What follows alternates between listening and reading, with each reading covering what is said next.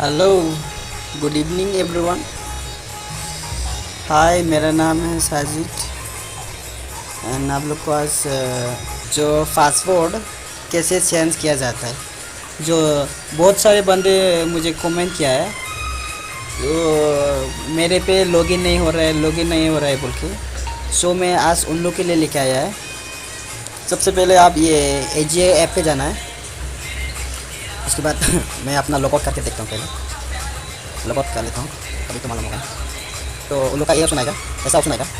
सबसे आप लोग सबसे पहले इसमें जाना, ये फोटो ऑप्शन है, फोटो ऑप्शन में जाना, ये फोटो ऑप्शन से फोटो ऑप्शन को आता जो इसे अभी लाइक उन्होंने कोई सेट हम फोटो ऑप्शन में जाना, आप फोटो ऑप्शन में वाला है इसे मैं चेक करना इसे आप है कोई तरह का तो कोई नहीं तो मैं बोल सकता हूँ कि आप सब रेडी कर ये मतलब पे फोटो ऑप्शन को कोई नहीं वन की इसमें कोई एक मिनट बस लगा पूरा यार ओके सो ये फोटो कुछ कैसे लगे क्या मैं वाला तो जो आप करना है वही इसमें आके मॉडिफाई पे क्लिक करो, आपका पासवर्ड बन जाएगा।